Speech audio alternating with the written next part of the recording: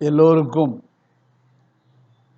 இலக்கிய பயணிகள் அனைவருக்கும் மீண்டும் ஒரு முறை உங்களை சந்திப்பதிலே மகிழ்ச்சி என்று என்னுடைய வணக்கத்தை கூறிக்கொள்கிறேன். எழுத்தாளர், சிறுகதை ஆசிரியர், நாவலாசிரியர், சுயமான சிந்தனைக்கு சொந்தக்காரர் என்று சொல்லக்கூடிய அரங்கநாதனை பற்றி நாம் ஏற்கனவே முன்பு பேசியிருந்தோம். அதனுடைய தொடர்ச்சி தான் இரண்டாவதாக இருக்கக்கூடிய இந்த பகுதி. பொதுவாகவே வார மாத பத்திரிகைகளில் தொடர்கதைகளை வாசிக்கக்கூடியவர்களுக்கு அந்த பத்திரிகைகள் வருகின்ற வாரத்திலே ஒரு சின்ன ஏற்பாடை செய்யும். தொடர்கதை தொடங்குவதற்கு முன்னால் சென்ற வாரம் என்னென்ன சம்பவங்கள் நடந்தன என்பதை கோடி காட்டக்கூடிய விதத்திலே ஒன்றிரண்டு வரிகளிலே கதை சுருக்கத்தை சொல்லியிருப்பார்கள். அதுபோலத்தான் ஒரு நீண்ட இடைவெளிக்கு பின்னால் அரங்கநாதனை பற்றி இரண்டாவது உரை அமர்வாக இன்று நான் தொடங்குகிற பொழுது, கடந்த உரையிலே நான் என்னென்ன கருத்துக்களை சொல்லியிருந்தேன் என்பதை முழுமையாக சொல்லாவிட்டாலும் நீங்கள் தொடர்ந்து வருவதற்கு ஒரு வசதியாக, வாய்ப்பாக சில செய்திகளை மட்டுமே நான் சொல்கிறேன். முதலிலே அவர் கேட்ட கேள்வி கவிதை என்பது என்ன என்று. அதற்கு அவர் அளித்த பதில் கவிதை அம்சமுடையது கவிதை என்று சொன்னார். கவிதை அம்சம் என்று நாம் மறுபடியும் அவரிடத்து கேள்வி கேட்கிற போது, எது ஒரு கவிதையிலே அல்லது ஒரு படைப்பிலே உங்களை ரசிக்க வைக்கிறதோ அதுதான் கவிதை அம்சம் என்று ஒரு விளக்கத்தை கொடுத்தார். கவிதைகளை படிக்கக்கூடிய வாசகர்களுக்கு வேறு சில நினைவுகளும் வந்து போகும். கவிதையினுடைய கருத்து அல்லது கவிதையினுடைய வடிவத்தை தீர்மானிக்கக்கூடிய புறவயமாக தென்படக்கூடிய ஓமைகளோ, உருவகங்களோ, படிமங்களோ அல்லது பிற இது மாதிரியான செய்திகளோ கவிதை அம்சத்தை தீர்மானிக்காதா என்று நீங்கள் கேள்வி கேட்கலாம். அதற்கும் அவர் பதில் சொல்லிவிட்டார், அவையெல்லாம் புற அலங்காரங்களே. குழந்தையை பார்க்கிற போது குழந்தையினுடைய ஜீவனை தீர்மானிக்கக்கூடிய சக்தி அது அணிந்திருக்கக்கூடிய பட்டுப்பாவாடையிலோ அல்லது நெக்லஸிலோ இருப்பது இல்லை. மாறாக சின்னஞ்சிறு கிழியே என்று அங்கே ஓடி ஆடக்கூடிய உயிர்ப்போடு இருக்கக்கூடிய ஒரு ஓவியம்தான் அந்த குழந்தைதான் அதற்கு உயிர். அதுபோலத்தான் மற்றவை எல்லாமே புற அலங்காரங்களாக இருக்கிற பொழுது கவிதை அம்சம் என்பது புற அலங்காரங்கள் அல்ல, வேறு ஒன்று என்று சொன்னார். வேறு ஒன்று என்று சொன்ன உடனே நமக்கு மறுபடியும் ஒரு என்ன வேறு அம்சம் என்று கேட்க தோன்றுகிறது. அவர் சொல்லுகிறார், கவிதை அம்சம் பற்றி நாம் தெரிந்து கொள்ள வேண்டுமானால் கவிஞனை பற்றி நாம் தெரிந்து கொள்ள வேண்டும். ஏனென்றால் கவிஞன் எழுதுவதுதானே கவிதை. சிற்பி சிற்பத்தை படைக்கிறான், சித்திரக்காரன் ஓவியத்தை வரைகிறான், பாடக்கூடிய இசைஞன் இசைக்கின்றான். அதுபோலவே கவிதை எழுதக்கூடியவன் கவிஞன். ஆக அந்த கவிஞனுடைய பார்வை இருக்கிறதல்லவா, அந்த பார்வைதான் கவிதை அம்சம் என்று ஒரு விளக்கத்தை தந்துவிட்டு, புதுமைப்பித்தனுடைய ஒரு கதை மகாமசானம் என்று சொல்லக்கூடிய கதையையும் கதை சுருக்கத்தையும் கூறி, அந்த குழந்தமை மனோபாவம் அந்தந்த நேரத்திலே எந்த பொருளை பார்க்கின்றோமோ அந்த பொருள் பார்க்கின்ற அல்லது தருகின்ற உணர்வு வயப்பட்டதாக இருக்கிறது அல்லவா. அதற்கு முந்தி நடந்த காலத்தையோ அல்லது நிகழ்வுகளையோ நினைக்காமல் ஒரு பொருளை பார்க்கின்ற ஒரு கணத்திலே அந்த குழந்தை மனதிலே என்ன உணர்வு தோன்றுகிறதோ அதை சொல்கின்றவன் தான் கவிஞன். கவிஞனுடைய கவிதை பார்வை என்று போன உரையிலே ஒரு சின்ன விளக்கம் கொடுத்திருந்தேன். இப்பொழுது மீண்டும் உங்களுக்கு நினைவுபடுத்திய பின்னாலே இந்த உரையோடு எனக்கு பின்னாலே என்னை பின்தொடர்வீர்கள் என்கின்ற நம்பிக்கையோடு இப்பொழுது மீண்டும் ஆரம்பிக்கின்றேன். பொதுமக்கள் எத்தனையோ பேர் நடக்கிறார்கள், போகிறார்கள், பிறக்கிறார்கள், மரணம் அடைகிறார்கள். ஏன் ஒருவன் படைப்பை படைக்க வேண்டும் அப்படிங்கிற கேள்வி நம்ம மனசுல எல்லாம் தெரியும். சும்மா எல்லாரையும் மாதிரி காலையில எந்திரிக்கிறோம், ராத்திரி வந்து படுக்கிறோம், அந்த மாதிரி இடையில உழைப்பு அல்லது சாப்பாடு இதெல்லாம் சாப்பிட்டு பேசாம இருக்காம ஏன்யா இவன் படைப்பை படைக்கிறான், படைக்கணுங்கிற ஆர்வம் இவனுக்கு ஏன் வருது அப்படிங்கிற கேள்வி நம்மை போலவே அரங்கநாதனுக்கும் வருகிறது. அரங்கநாதன் அதற்கு ஒரு சின்ன விவரமான ஒன்றை நமக்கு கூறுகிறார். அலுவலகத்திலே இருந்து ஒருவன் மாத சம்பளத்தை 1ஆம் தேதி அல்லவா, மாத சம்பளத்தை வாங்கி கொண்டு வீட்டிற்கு வருகிறான். இரவும் மாலையும் சந்திக்கக்கூடிய ஒரு நேரமாக இருக்கிறதுனாலே திடீரென்று ஒரு திருடன் அவனை கையில் இருக்கிறது குழப்பா அப்படின்னு கேட்கிறான். இவன் தப்பிச்சா போதும் என்று நினைக்கக்கூடிய நேரத்தில் சில பேர் வந்து உதவி செய்ததுனாலே இவனும் வெளியேறி வந்து விடுகிறான். வீட்டுக்கு வந்த உடனே மனைவி ஒரு பக்கம், குழந்தைகள் ஒரு பக்கம், இவனுடைய வியர்த்து போயிருக்கக்கூடிய முகத்தை எல்லாம் பார்க்கிறார்கள். என்ன நடந்தது, என்ன நடந்தது சொல்லுங்கள் என்று கேட்கிறார்கள். ஆபீஸிலிருந்து வந்தானா, வரும்போது உள்பையில நம்ம பணம் வச்சிருந்தானா, திடீர்னு ஒரு வழிப்பறி கொள்ளக்காரன் வந்துட்டான், எடியா பணத்தை அப்படின்னு கேட்டுட்டான். திகைச்சு போயிட்டேன், என்ன செய்யறதுன்னு தெரியாம பதட்டம் ஆகிட்டேன். இந்த ஒரு சனம் இருக்கிறது அல்லவா, அவன் தனக்கு திருடினால் என்னென்ன மாதிரியான சங்கடங்கள் ஏற்பட்டது என்று வீட்டாரிடத்தில் சொல்வதற்கு என்ன காரணம்? நம்ம கொஞ்சம் நினைச்சு பார்ப்போமே. பிள்ளைகளா, எம்மா நீ அந்த பக்கம் போனேன்னா ராத்திரி நேரத்தில் வந்துடாத, துணை இல்லாமல் எங்கேயும் போயிடாத. வீட்டம்மாவுக்கும் பிள்ளைகளுக்கும் எச்சரிக்கை கொடுக்கறதுக்காகவா அவன் தகவலை கொடுக்கிறான், அல்லது தன்னுடைய சக நண்பர்களிடத்து சொல்கிறான்? இந்த மாதிரி நண்பர்களிடத்து சொல்வதற்கு என்ன காரணம்? அந்த பாதையிலே திருடர்கள் பயம் நமக்கு ஜாஸ்தியாக இருக்கிறது.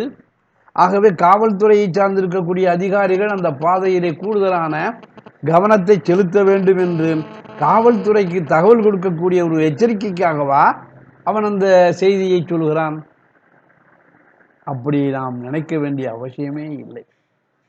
தனக்கு ஏற்பட்ட ஒரு அனுபவத்தை, அந்த நேரத்தில் கிடைத்த ஒரு பதட்டத்தை மற்றவரிடத்தில் பரிமாற வேண்டும், சொல்ல வேண்டும். அவ்வளவுதான் விஷயம். இதனால என்ன லாபம் ஆகும், அல்லது யார் யார் எச்சரிக்கை செய்து அந்த திருடனிடத்திலிருந்து தப்பிப்பார்கள், அதை பற்றியெல்லாம் அவனுக்கு அந்த நேரத்தில் எந்த விதமான யோசனையோ சிந்தனையோ கிடையாது. தனக்கு ஏற்பட்ட அனுபவத்தை அடுத்தவற்றை சொல்றான். இதே மாதிரிதான் ஏதோ ஒன்று ஒருவனை தாக்குகிற போது இதை சொல்ல வேண்டும் என்கின்ற ஒரு உந்துதல், மனசுக்குள்ள ஒரு உறுத்தல் ஏற்படும் இல்லையா, அதைத்தான் படைப்பு அப்படின்னு சொல்றான். இந்த படைப்புக்கு வேற எந்த விதமான நோக்கமும் கிடையாது. ஜெனே அப்படிங்கிற ஒரு அறிஞருடைய வாழ்க்கையிலே நடந்த சில சம்பவத்தை அரங்கநாதன் இதற்கு மேலும் ஒரு சான்றாக நமக்கு சொல்கிறார். சார்த்தரால் புனித ஜெனே என்று அழைக்கப்பட்டவர் இவர். வாழ்க்கையில செய்யாத குற்றங்கள் எதுவுமே கிடையாது. உலகத்தில் என்னென்ன மாதிரியான குற்றங்கள் உண்டோ அது எல்லாம் செய்யக்கூடிய ஒரு பேர் வழியாக இந்த ஜெனே இருக்கிறார். ஜெனே வெளியில் விட்டு இருந்தா காவல்துறைக்கு என்ன ஒரு இது இருக்கும்? அவரை பிடிச்சி ஜெயிலில் போட்டாங்க, சிறையிலே அடைத்து விட்டார்கள். சிறையிலே இருக்கக்கூடிய அந்த ஜெனே கிடைத்திருக்கக்கூடிய உபகரணங்கள் மூலமாக தனக்கு ஏற்பட்டிருக்கக்கூடிய அனுபவத்தை எல்லாமே அப்படியே பக்கமாக எழுதுகிறான். அவன் சிறையிலிருந்து ஒரு நாள் வெளியில வரப்போறதே இல்லை, அது அவனுக்கு நல்லா தெரியும். இருந்தாலும் தன்னுடைய அனுபவத்தை, தனக்கு ஏற்பட்டிருக்கக்கூடிய மன உணர்வுகளை பதிவு செய்யணும்னு நினைக்கிறான். பார்த்தீங்களா? அதுதான் படைப்பினுடைய ஊற்றுக்கண் அல்லது படைப்பினுடைய ரகசியம் என்று சொல்லுவோம். இன்னைக்கு இருக்கக்கூடிய எழுத்தாளர்கள் கிடைக்கக்கூடிய விருதுகள் எப்படியாவது வர வேண்டும் என்பதற்காக எழுதி கொண்டிருக்கலாம், அல்லது சாதாரண பொதுஜனங்களுக்கு ஏதாவது ஒரு கிளுகிழுப்பை ஊட்ட வேண்டும் என்பதற்காக கூட எழுதி கொண்டிருக்கலாம். அதனாலதான் புதுமைப்பித்தன் அற்புதமா சொல்லுவான் ஒரு இடத்துல, நான் உங்க யாருக்கும் எழுதல, உங்க யாருக்காகவும் நான் என்னுடைய எழுத்தை எழுதவில்லை. எங்கோ ஒரு மூலையில் இருக்கக்கூடிய வாழையடி வாழையாக வரக்கூடிய ஒரு வாசகன் இருப்பான் அல்லவா, அவனை மனதிலே கொண்டுதான் நான் எழுதுகிறேன். இது அவருடைய சொற்கள். ஆனா அந்த சமயத்துல பக்கமா பொசமா எழுதி தள்ளி கொண்டிருக்கக்கூடிய பிரபல வாரப்பத்திரிகை ஆசிரியருடைய படைப்புகள் எல்லாம் இன்று எங்கே என்று கேட்கக்கூடிய அளவே இருக்கிறது. ஆனால் வாழையடி வாழை வாசகன் என்று சொன்ன அந்த புதுமைப்பித்தனுடைய எண்ணம் இன்றைக்கு தமிழ்நாட்டிலே முழுவதுமாக படர்ந்திருக்கக்கூடியதை நாம் பார்க்கின்றோம். ஆக படைப்பை ஒரு படைப்பாளி ஏன் படைக்கிறான் என்பதற்கு ஜெனேயை பற்றியும் புதுமைப்பித்தனை பற்றியும் அந்த திருடர் பயம் பற்றிய ஒரு சம்பவத்தையும் விவரிக்கக்கூடிய அரங்கநாதன் அடுத்தாப்புல நாம பிரதானமாக கவிதைக்கு அலங்காரம் அல்லது கவிதைக்கு தேவையானது என்று பேசிக் கொண்டிருக்கக்கூடிய மொழி பற்றி தன்னுடைய கருத்துக்களை சொல்ல ஆரம்பிக்கிறார். மொழி அப்படிங்கிறது நாம பேசுறோம், நீங்க கேட்கிறீங்க. பேசுபவனுக்கும் கேட்கக்கூடியவனுக்கும் இடையிலே கருத்துக்களை பரிமாற்றம் செய்யக்கூடிய ஒரு கருவி அப்படின்னு நினைக்கலாம். ஆனா படைப்பினுடைய மொழி அப்படிங்கிற போது அது வேறொரு ரூபத்திலே வரும். இதுக்கும் நாம சார்த்தரை தான் அவர் உதாரணம் காட்டி. ரெண்டு நண்பர்கள் பேசிக் கொண்டிருக்கிறார்கள். ஒரு நண்பன் ஜன்னல் பக்கத்திலே அந்த வீதியிலிருந்து வரக்கூடிய ஜன்னல் பக்கத்திலே சாய்ந்து கொண்டிருக்கிறான். அதற்கு எதிர் நின்று இன்னொருவன் பேசிக் கொண்டிருக்கிறான். தெருவிலிருந்து ஜன்னல் வழியாக ஒரு பாம்பு ஒன்று வருகிறது. பாம்பை பார்த்திருக்கக்கூடிய எதிரே நின்று பேசக்கூடிய, ஜன்னலுக்கு எதிராக நின்று பேசுவான் பாருங்க, அதை பார்க்கிறான். பார்த்த உடனே அவன் வாயிலிருந்து என்ன வரும்? அப்படியே செம்மொழி இலக்கியத்தில் வரக்கூடிய வார்த்தைகளாக வந்து கொண்டிருக்கும். ஏ பாவி பாரு, ஐயோ பாவி பாரு, அப்படிதான் சொல்லுவான். அதாவது தன்னிடத்தில் பேசிக் கொண்டிருக்கக்கூடியவனுடைய கவனத்தை எதிர்பக்கத்திலே அவன் பக்கத்திலே திருப்புவதற்காக இந்த மூன்று வார்த்தைகளை அவன் சொல்லுவான். ஐயோ பாவி பாரு. பேசக்கூடிய உரையாடலிலே இதற்கு ஏதாவது அர்த்தம் இருக்கிறதா, அல்லது அந்த பாம்பு வரக்கூடிய ஒன்றை இவன் சுட்டி காட்டுவதற்காக இந்த வார்த்தைகளை சொற்களை சொன்னானா அப்படின்னு நீங்க பாத்தீங்கன்னா, அந்த நேரத்திலே அந்த சந்தர்ப்பத்திலே என்ன நடக்க வேண்டும் என்பதை சொல்லக்கூடிய ஒன்றாகத்தான் ஐயோ பாவி பாரு. அவன் திரும்பி பார்க்கிறான், அதுக்கப்புறம் வேற மாதிரி போயிடும். அப்போ அந்த சம்பவ சூழல் என்ன மாதிரியான தன்மையிலே நடந்து கொண்டிருக்கிறதோ அதற்கு தகுந்தபடியான ஒரு மொழியைத்தான் படைப்பிலே பயன்படுத்த வேண்டும். எல்லாரும் சொல்லக்கூடிய ஒரு கவிதை தான். ராமாயணத்துல கம்பர் பேசுவார், ராமனை பற்றி புகழ்வார். ராமன் மேல ஏதோ ஒரு பெரிய உணர்வு மயமான ஈடுபாடு, அழகை வர்ணிக்கிறார், அவனுடைய நிலத்தை பார்க்கிறார். மையோ மரகதமோ மறிகடலோ மழை முகிலோ அப்படின்னு சொல்லிட்டு ஐயோ என்பதோ அப்படின்னு முடிப்பார். இந்த ஐயோ அப்படிங்கிற வார்த்தையை நீங்க தனியா பிரிச்சு பாருங்க. இந்த ஐயோ என்கின்ற வார்த்தையை நீங்கள் தனியாக பிரித்து பார்த்தால் அதற்கு ஏதாவது ஒரு அர்த்தம் இருக்கா? ஐயான்னு சொன்னாலும் கூட அர்த்தம் இருக்கும். ஐயோ அப்படிங்கிற போது அந்த அழகை, அந்த நிறத்தை பார்த்த கவிஞனுடைய உணர்ச்சியை பொதிந்து வைத்திருக்கக்கூடிய ஒரு சொல்லாக அந்த ஐயோ அப்படிங்கிறது வெளிப்படுகிறது. இன்னொன்னு பாரதியாருடைய பாடல், எல்லாரும் பேசக்கூடிய, எல்லாரும் சொல்லக்கூடிய ஒன்றுதான் அக்னி குஞ்சு அப்படின்னு சொல்லக்கூடிய ஒரு கவிதை. அக்னி குஞ்சு ஒன்று கண்டேன்,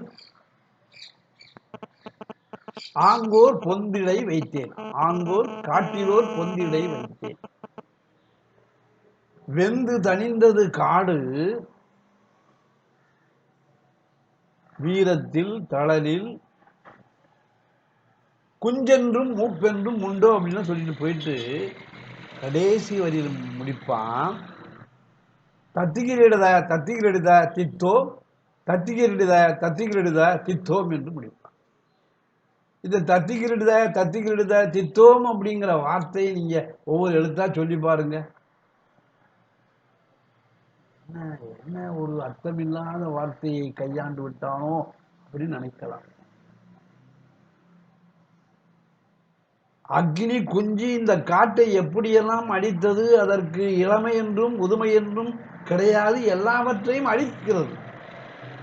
அந்த அழிக்கின்ற பரவசமானது அந்த கவிஞனுடைய உள்ளத்துக்குள்ளே போய் வேறொரு துறையில் இருக்கக்கூடிய வார்த்தைகளாக, அர்த்தமில்லாத சொற்களாக அந்த பரவசத்தோடு ஆடக்கூடிய ஒரு தன்மையையும் அந்த உணர்ச்சியையும் வெளிப்படுத்தக்கூடிய ஒன்று என்று நாம அடுத்தால் ஒரு உதாரணத்தையும் சொல்கிறார். சில பேர் சொல்லுவாங்க, கவிதையில கொச்சை மொழி இருக்கலாமா? என்னமோ நம்ம இன்னைக்கு பேசுகிற மொழிதான் இயல் மொழி, நிலையான மொழி என்று நினைத்துக் கொண்டிருக்கலாம். தொல்காப்பியர் காலத்தில் இருக்கக்கூடிய அவர் வழங்கின மொழிகள் அவர் காலத்துக்கு முன்னாரே நீங்க பாத்தீங்கன்னா அது கொச்சை மொழியாக தான் இருந்திருக்கலாம். அதனால பேசுகிற மொழி என்பது அது எப்படி வந்தது? சில சமயம் முன்னால நீங்க போ அப்படின்னு சொல்றீங்க ஒரு வார்த்தை, இப்போ போங்க அப்படின்னு சொல்றோம்.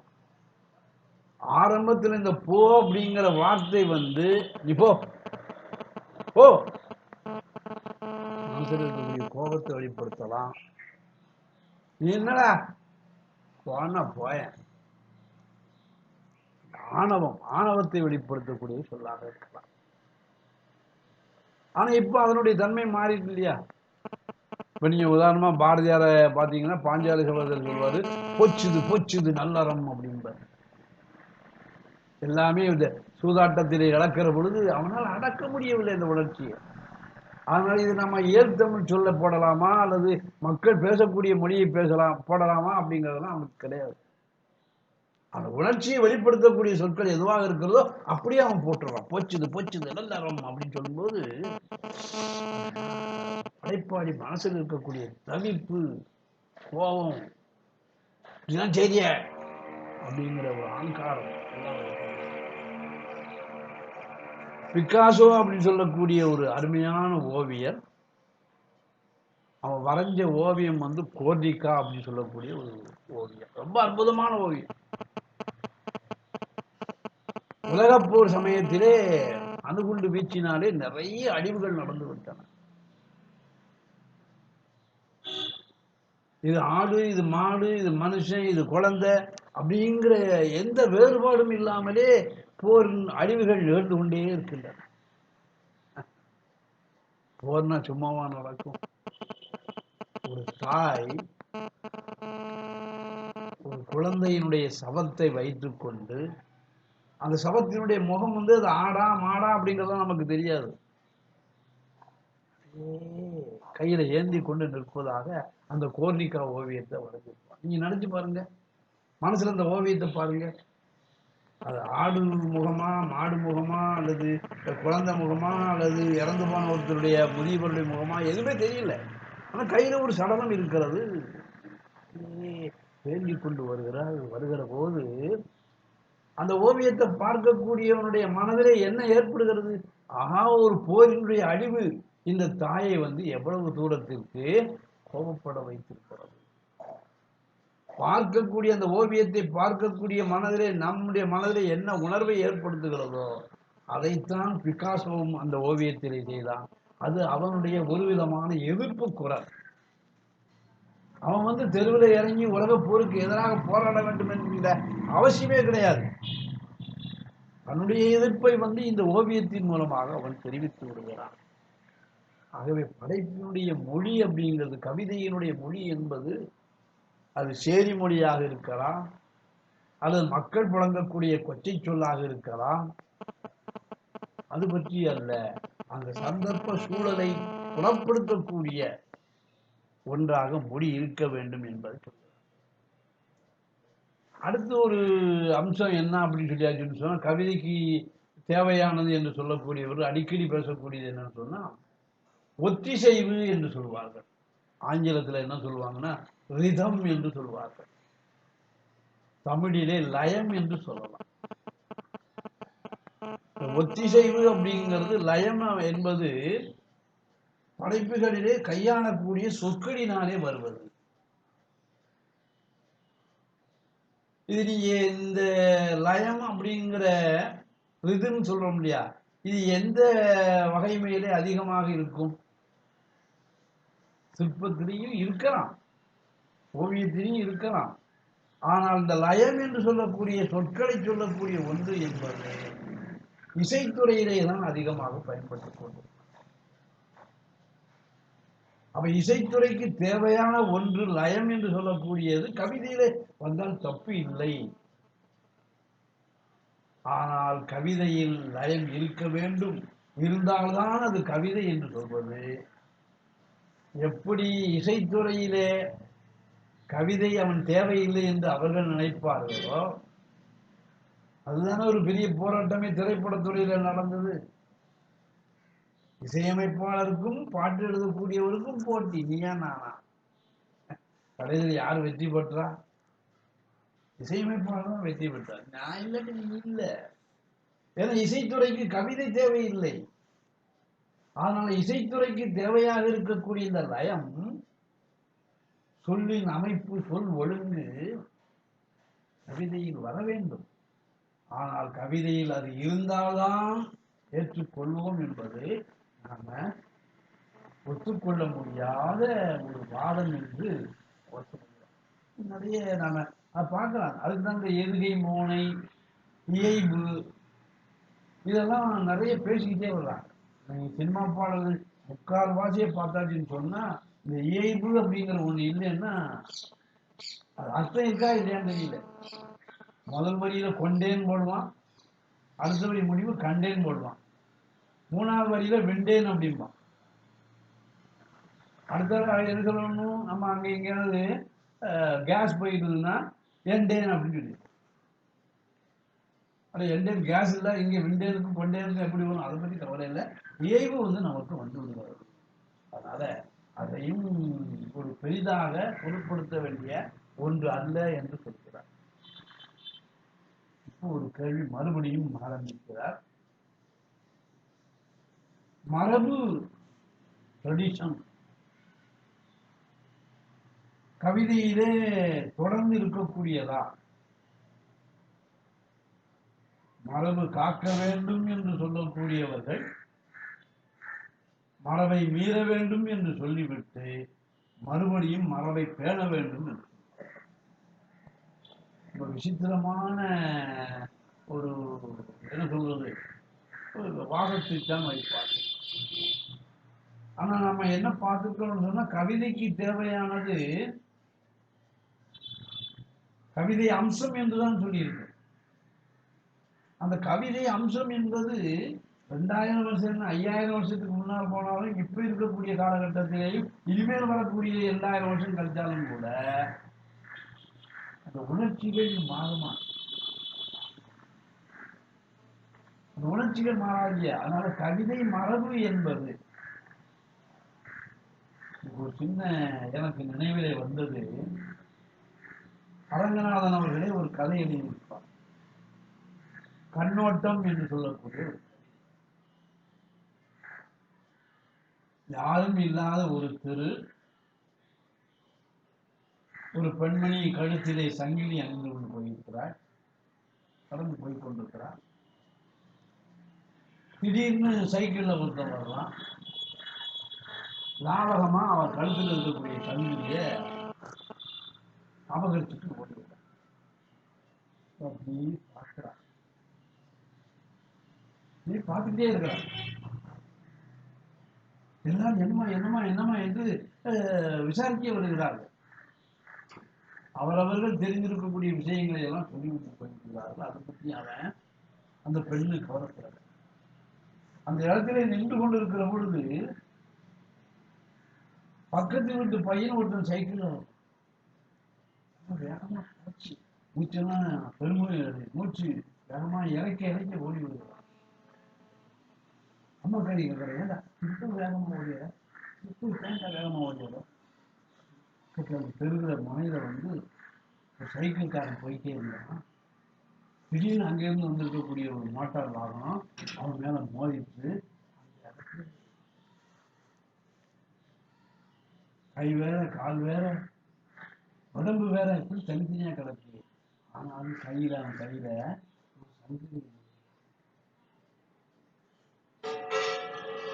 தாய் சொல்லுவா, அந்த சங்கிலியை பறிகொடுத்த அந்த பெண் சொல்லுவா, ஐயோ தன்னுடைய சங்கிலியை அபகரித்து போனவன் இறந்து போய்விட்டான் என்று எந்த ஒரு பெண்ணும் சரியானபடி கடவுள் தண்டனை கொடுத்து விட்டார் என்று நினைத்தாலும் அந்த பெண் தாய் அல்லவா, ஒரு உயிர் தன் போக்கிலே சென்று கொண்டிருக்கக்கூடிய ஒன்று வாகனத்தினாலே மோதி உயிர் இழக்கிற பொழுது அந்த பெண்மை தாய்மை என்பது சேர்ந்து எல்லாவற்றையும் மறந்து விட்டு இது எங்கேயாவது 2000 வருஷத்துக்கு முன்னால கூடிய சங்ககால கவிதையிலையும் இறந்த போது இப்படித்தான். சிவபாண்டிய மனைவி அதுதான் சொல்றான், என் புருஷன் இறந்ததுக்கு அப்புறம் என்ன எல்லாருமே அரண்மனையில ஆளா சொல்றீங்களோ, அவன் எங்க செத்து போனான்னு அவனை எப்படி எரித்தீர்களோ அதே மாதிரி எரிய விட்டுங்கள் என்னையும் நான் மாறாதுல்ல. அது சிரிப்பாக இருந்தாலும் சரிதான், அல்லது கோபமாக இருந்தாலும் சரிதான், அல்லது அனுதாபமாக இருந்தாலும் சரிதான், இந்த உணர்வுகள் என்பது எப்பொழுதுமே மாறாது. ஆனால் கவிதை அம்சத்துல மரபு என்பது ஏதோ காலத்திற்கு காலம் மாறக்கூடியது என்று நீங்கள் நினைக்க வேண்டியதில்லை, அது மாறாத தன்மை உடையது என்று. அடுத்ததான் அது மிக முக்கியமான ஒரு விஷயம், பொருளின் பொருள் கவிதை அப்படின்னு ஒரு அந்த புத்தகத்து தலைப்புக்கு உள்ள வர்றார். பொருளின் பொருள் கவிதை அப்படிங்கிறது. நீங்க ஒரு ஆப்ஜெக்ட் அப்படின்னு சொல்ற போது, இப்ப நான் என் முன்னாலே கடிகாரம் இருக்கிறது, செல் இருக்கிறது, கணினி கருவி இருக்கிறது, ஆப்ஜெக்ட் பொருள். இன்னொரு பொருள் என்று ஒரு வார்த்தை உண்டு, ஆங்கிலத்தில் சொல்லணும்னு சொன்னால் மீனிங் என்று சொல்வார்கள், அர்த்தம் என்று சொல்வார்கள். கவிதை அப்படிங்கிறது கைனால புடிச்சு பார்க்க முடியுமா? அதை வேணா அச்சடிச்ச ஒரு தாளை நீங்க கையில கசக்கி வேணா நான் கவிதையை கையில வச்சிருக்கேன்னு சொல்றேன். கவிதை என்பது மனதினாலே உணரக்கூடிய ஒன்று. அது வந்து நாட் அன் ஆப்ஜெக்ட், பொருள் அல்ல, வஸ்து அல்ல. அப்ப அந்த கவிதை என்ற வஸ்து அல்லாத ஒன்று ஒரு பொருளாக இருக்குமே, ஆனால் அந்த பொருளின் பொருள், அந்த கவிதையினுடைய பொருள் என்ன அப்படிங்கிற ஒரு கேள்வியை தான் கொஞ்சம் சிரமமான விஷயம்தான். இதை நான் விளக்குறதுக்கு வந்து தற்காலத்துல வந்து மொழியியலாருடைய, நான் அடிக்கடி பேசும்போதெல்லாம் சொல்லிக் கொண்டிருப்பேன், சிமியாலஜி அப்படின்னு சொல்லுவாங்க ஆங்கிலத்தில், குறியியல் என்று சொல்வார்கள். குறிகள் பற்றிய விஞ்ஞானமே குறியியல் என்பது. உலகத்தில் உள்ள எல்லா பொருள்களுக்கும் ஆண்டவன் பெயர் வச்சிருக்காங்கன்னு சொல்லுவாங்க. அது அது நாம வந்து மறுக்கிறதுக்கு அது தப்புன்னா சொல்றதுக்கு தயாரா இல்லை. ஆனா இன்னைக்கு வரக்கூடிய பெயருக்கு என்ன பேர் வச்சிருக்காங்க? 2000 வருஷத்துக்கு முன்னாடியே 2020 டிசம்பர் 1ஆம் தேதி 2ஆம் தேதி வாக்கில் வரும், அதற்கு புறவி என்று பெயரிடு அப்படின்னு யாரும் நமக்கு சொல்றது. அது ஏதோ ஒரு ரூபத்திலே அவன் இன்னும் ஒரு பேர் சூட்டணும்னு நினைக்கிறான், அவ்வளவுதான். என்னத்துக்கு நமக்கு சொல்றேன், நான் சொல்றேன்னா, பொருளுக்கு பெயர் வந்து சூட்டுறது மனுஷன் தான். அத ஒத்துக்கிறீங்களா? இப்போ நான் வந்து என் வீட்டுக்கு முன்னால இன்னைக்கு பனைமரம் நிறைய இருக்கு. எனக்கு ரொம்ப உதவி செஞ்சு இருக்கிற என்னுடைய பேரன் சிவா இருக்கிறான். சிவா நம்ம வீட்டுக்கு முன்னால நிறைய பனைமரங்கள் இருந்து வைப்பான். ஆமா தாத்தா, பனைமரங்கள் இருந்தது, ஆனா இப்ப இல்லை. இப்ப இல்ல, எங்க கண் முன்னால பனைமரங்கள் இல்ல. ஆனா பனைமரம் அப்படின்னு சொன்ன உடனேயே அந்த கரையில அகன்று இருக்கக்கூடிய வேறு, அது கருத்த ஒரு பெரிய உயரமான மரம், அது மேல பனை ஓலை, எல்லாம் நமக்கு ஞாபகம் இல்லை. பனை மரம், பனை அப்படிங்கிறது, பனை மரம்னா அது மரத்தோடு, அது மரத்துல இருந்து வித்தியாசப்படுத்துறதுக்காக பனை மரம் சொல்றோம். பனை அப்படின்னு ஒரு பானா நையன்னா 2 எழுத்து சொல்றேன், உச்சரிப்பு. இந்த பனைன்னு சொன்ன உடனேயே பேரனுக்கு என்ன தெரியுதுன்னா, ஒரு பனை மரம், இல்லாவிட்டாலும் அந்த பிம்பமானது மனசுக்குள்ள பதிஞ்சிருது. நான் சொல்றத என்ன சொல்லுவான்னு சொன்னா குறிப்பான் அப்படின்னு சொல்லுவாங்க. பனைன்னு 2 எழுத்துல சொல்றோம் பாத்தீங்களா, அந்த குறிப்பான், சிக்னிஃபயர் அப்படின்னு சொல்லுவோம். நாங்க பனைன்னு சொன்ன உடனே எங்க 2 பேர் மனசுலேயும் அந்த மரம், பனை மரம் வந்துருது இல்லையா, அது சிக்னிஃபைடு. அவன் கேட்பான், சசூர் போன்றவர்கள்லாம் இந்த பனைன்னு சொன்ன உடனேயே அது எதிரில் இல்லாட்டாலும் அந்த மரம், பனை மரம் அப்படிங்கிற உருவம் உங்க மனசுக்குள்ள எப்படி வருது? அது it's a relationship between the signifier and the signified. ஆங்கிலத்தில் சொல்றேன்னு தப்பா நினைக்காதீங்க. சொல்லை உச்சரிக்கிற பொழுதே நேரடியாக இல்லாவிட்டாலும் அந்த பிம்பத்தை கொண்டு வரக்கூடிய, அந்த சொல் வெளிப்படுத்தக்கூடிய சித்திரமானது நம்ம மனதுக்குள்ளே கொண்டு வருது இல்லையா, அந்த ரிலேஷன்ஷிப், அதைத்தான் நான் என்ன சொல்கிறேன் என்று சொன்னால் சைன் என்று சொல்வார்கள். புரிஞ்சுதா? இதே மாதிரி எதை வேணாலும் எடுத்துக்கலாம். பொம்ரேனியன் சொல்றோம், பொம்ரேனியன் எங்க போச்சு கேட்கிறேன், எங்க இருக்கு யாருக்கு தெரியும்? பொம்ரேனியன் தெரிஞ்ச எங்க 2 பேருக்கும் அது ஒரு நாய்க்குட்டி, தட நாய்க்குட்டின்னு சொல்லுவோம். தெரிந்த எங்க 2 பேருக்கு இடையில பொம்மரேனின்னு சொல்கிற பொழுது வேறு எதுவுமே எங்களுக்கு நினைவிலே வராமல் அந்த நாய்க்குட்டியினுடைய பிம்பம் எங்களுடைய உள்ளத்துக்குள்ளே வந்து விடுகிறது. இந்த உறவை ஏற்படுத்தக்கூடிய ஒன்றைத்தான் குறி என்று தமிழிலேயும் சைன் என்று ஆங்கிலத்திலேயும் சொல்வார்கள். இப்போ பொருளின் பொருளுக்கு அரங்கநாதனுக்கு இந்த சிமியாலஜி எல்லாம் தெரிஞ்சிருக்கும். ஒரு பெரிய ஒரு வல்லுநராக இருக்கக்கூடியவர் தானே, அவர் தெரிஞ்சிருப்பதிலே வியப்பு இல்லை. இப்போ இந்த பொருளின் பொருள் அப்படிங்கிறதுக்கு என்ன ஒரு விளக்கம் தர்றான்னு சொன்னா, ஒரு பொருளை பார்த்தவுடனேயே அதனுடைய கிடைக்கக்கூடிய அனுபவம் அந்த படைப்பாளியினுடைய மனதிலே பதிந்து விடுகிறது. அதை அவன் சொல்லாக மாற்றுகிறான். இந்த அனுபவத்தை வடிக்கக்கூடிய சொற்கள், அவன் பெற்ற அனுபவ நிகழ்வு, இரண்டுக்கும் இடையில ஏற்படக்கூடிய ஒரு உறவு இருக்கு இல்லையா? நான் மன உறவுன்னு முதல்ல சொன்னோம் இல்லையா, சைன் என்று. அந்த மன உறவு குறிதான் கவிதை என்று சொல்லக்கூடிய ஒரு பொருளின் பொருள் என்று சொல்கிறார். இது எப்பவுமே தொடர்ந்து நம்ம பின்பற்றி கொண்டே வரும் என்று சொல்ல முடியாது. எதுதான் நம்மளை பின்பற்றிக்கிட்டு வருது? கொஞ்ச நேரத்துக்கு முன்னால தாமிரபரணி தண்ணியில காலை முக்கி இருந்தேன்.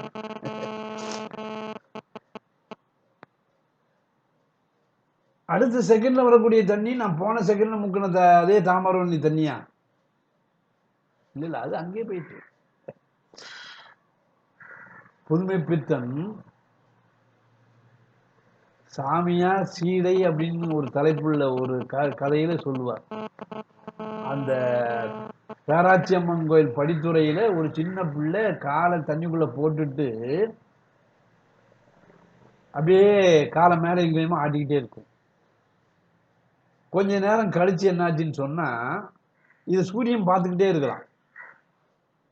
சூரியன் பார்த்துக்கிட்டு இருக்கிற போது அவனுக்கு நினைக்கலாம் இல்லையா, போன செகண்ட் பார்த்த அதே கொலுசு உள்ள கால் தானே, இனிமே நாம பார்க்கணும்னு நினைக்கிறதா?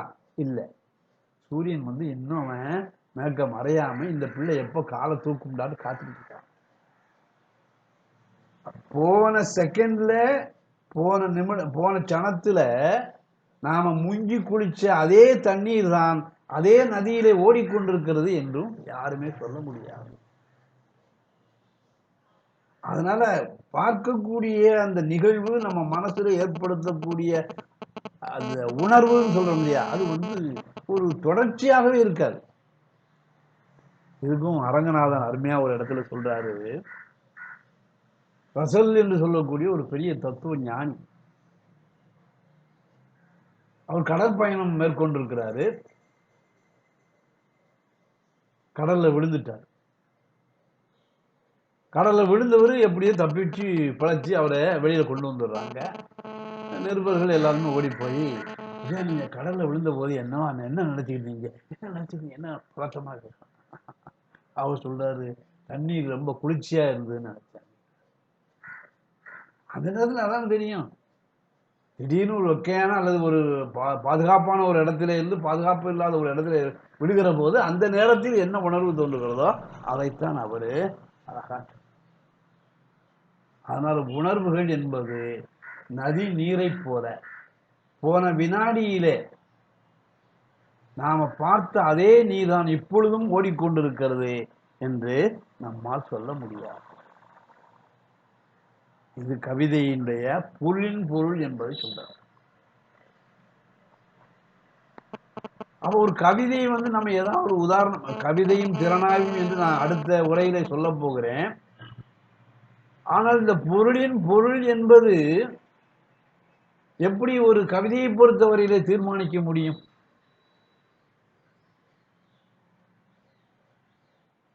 ஒரு கவிதை, அருமையான கவிதையை, அந்த கருத்தை மட்டும் சொல்றேன், நீங்க புரிஞ்சுக்கலாம். ராத்திரி ஒரு 11 மணிக்கு மேல இருக்கும்.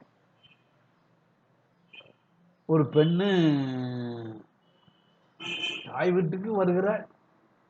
தாய் வீட்டுக்கு வர்றதுக்கு என்ன காரணம் இருக்கும்? நிறைய காரணம் இருக்கலாம். ஒருவேளை புருஷனோடு ஏதாவது அபிப்பிராய பேதங்கள் வந்து 2 பேரும் கீச்சு பிச்சுன்னு ஆகி உண்மை வேண்டாமே அப்படின்னு சொல்லிட்டு தாய் வீட்டுக்கு புறப்படலாம். அல்லது அவன் கேட்ட ஏதாவது ஒரு பொருளை வாங்கி கொண்டு வந்தால்தான் நீ வீட்டிற்கு வரலாம் என்ற ஒரு நிபந்தனைக்காக அவள் அந்த நேரத்திலே வீட்டிற்கு போகலாம். அல்லது குழந்தைக்கு ஏதாவது நிகழ்ந்து விடுமோ, அந்த ஒரு ஆபத்தான கட்டத்திலே அதை பாதுகாக்க வேண்டும் என்கின்ற பரிதவிப்போடு கூட அவள் போயிட்டு இருக்கலாம். அப்போ ஒருத்தன் வந்து சைக்கிள்ல வர்றான். அவன்கிட்ட கேட்கிறா இவ, என்ன வந்து உங்களுடைய சைக்கிள் பின் கேரியர்ல கொண்டுட்டு போங்க. அவன் பாதுகாப்பா கொண்டு போறான். அப்ப அவ மனசுல என்ன தெரியுதுன்னா சொல்லுவார் அழகா ஒரு வார்த்தை, இயேசு வந்தீர்கள் என்று. ஒரே வார்த்தை தான். அந்த பெண்ணு என்ன நினைச்சு, அந்த பெண்ணுக்கு அதெல்லாம் இயேசு பத்தி எல்லாம் அவளுக்கு தெரியாது. அவளுக்கு என்னன்னு சொன்னா, பரிதவிப்பில் இருக்கக்கூடியவன் எப்படியாவது வீடு போய் சேரணும், மற்ற திருடர்கள் அல்லது வேற ஏதாவது குற்றங்கள் அளிக்கக்கூடியவங்கள்ட்ட இருந்து பாதுகாக்க தன்னை கொள்ள வேண்டும் என்பதற்காக சொல்லலாம். அவனும் எந்த விதமான தொந்தரவும் இல்லை. இயேசு வந்தீர்கள் என்று சொன்னா போதும்ல. அப்ப அந்த கவிதையை படைச்சிருக்கக்கூடிய கவிஞன் இயேசு வந்தீர்கள் என்று சொல்லிடலாம், சரிதான். வாசகன் படிக்கிறான். நீங்கள் எல்லோரும் பார்த்திருப்பீர்கள், அந்த நேரத்தில் ஒரு இயேசு தன் சைக்கிளில் ஒரு பெண்ணை கூட்டிக் கொண்டு போவதை.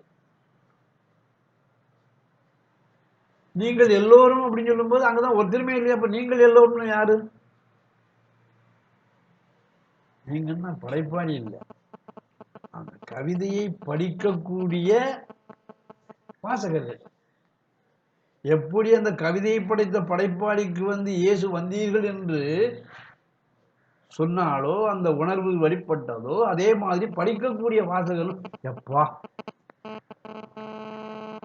அரங்கனாலே சொல்லுவார், இந்த கவிதையை படிச்சு முடிச்ச உடனே முருகா அப்படின்னு சொல்லி உட்கார்ந்தாராம். என்ன நடக்க போகுது, எப்படி இல்லாம உலகம் போய் கொண்டிருக்கிறது, இந்த பெண் இப்படி ஏன் ஏதோ ஒரு ஆபத்தினால தன்னை காத்துக்கொள்வதற்காக போயிட்டாரே. நீங்கள் எல்லோரும் அறிவீர்கள், இயேசு ஒரு பெண்ணை தன்னுடைய சைக்கிளில் ஏற்றி கொண்டு அவ படிக்கக்கூடிய வாசகனும் இதே மாதிரியான உணர்வை தேட வேண்டும். படைப்பாளி எந்த உணர்வை தேடி தன்னுடைய கவிதையிலே படைக்கிறானோ அதே உணர்வை வாசகனும் தேடுதல் வேண்டும். அதுதான் அந்த கவிதையினுடைய பொருளின் பொருள் என்று நமக்கு சொல்கிறார்.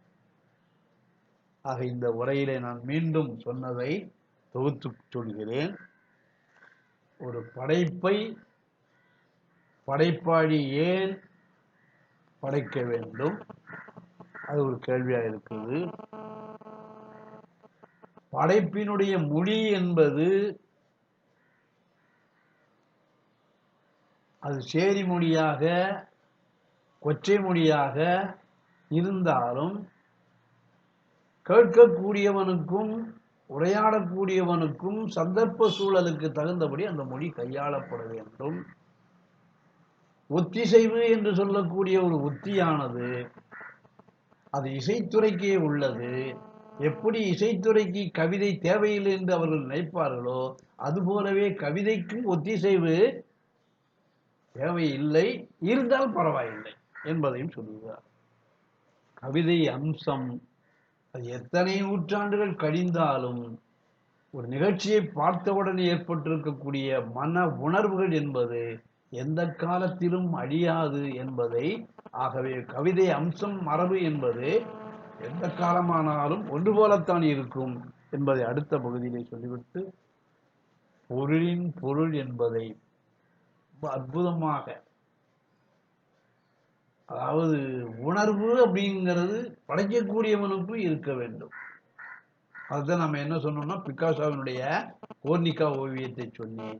அதுபோல ஒரு கவிதையினுடைய பொருளானது படைப்பாளியின் உணர்வை சொல்வதோடு மட்டுமல்லாமல் தான் பெற்ற அந்த சனத்திலே அனுபவித்த அந்த மன உணர்வை வாசிக்கக்கூடியவனுடைய உள்ளத்திலேயும் கொண்டு போய் அமர்த்த வேண்டும். அப்படிப்பட்ட ஒன்று நல்ல கவிதை அம்சம் பொருந்தியதாக இருக்கும் என்று இத்தோடு என்னுடைய உரையை முடித்துவிட்டு, நீ அடுத்த உரையிலே இவர் சொல்லியிருக்கிறார் இல்லையா, கவிதை அம்சம் மொழி பொருளின் பொருள் பார்வை எல்லாம், அது என்னென்ன மாதிரி தன்னுடைய வாசிக்கக்கூடிய கவிதைகளிலே பொருத்தி பார்த்து திறனாய்வு செய்திருக்கிறார். முதல்ல கவிதையும் திறனாய்வும் அப்படிங்கிறத அவர் என்ன சொல்லியிருக்காருன்னு பார்த்துட்டு, வெறும் ஒரு கொள்கை திறனாய்வு கொள்கையாக இல்லாமல் அதை செயல்முறை திறனாய்வாக அரங்கநாதன் அவர்கள் எப்படி சொல்லி இருக்கிறார்கள் என்பதை அடுத்த பகுதியிலே நான் விளக்குவேன் என்று சொல்லி, இப்போ கேட்டுக்கொண்டிருக்கக்கூடியவங்க என்னுடைய அலைபேசி எண் உங்கள் எல்லோருக்குமே தெரிந்திருக்கலாம். 944 37 17 804. இதற்கு நான் இந்த உரையிலே ஏதாவது உங்களுக்கு சந்தேகம் இருக்குமேயானால் அவற்றை எல்லாம் நீங்கள் கேள்வியாக கேட்பீர்களேயானால் நிவர்த்தி செய்வேன் என்று சொல்லி, அரங்கநாதன் ஒரு சுயமான சிந்தனையாளர். அவர் கவிதை எதுவும் எழுதவில்லை. ஆனால் கவிதையினுடைய மரபை தெரிந்து வைத்துக் கொண்டு பொருளின் பொருள் கவிதை என்கின்ற ஒரு நூலை எழுதியிருக்கிறார் என்கின்ற அவரை பற்றிய என்னுடைய அபிப்பிராயத்தை சொல்லி இந்த உரையை முடித்துக் கொள்கிறேன். எல்லோருக்கும் நன்றி.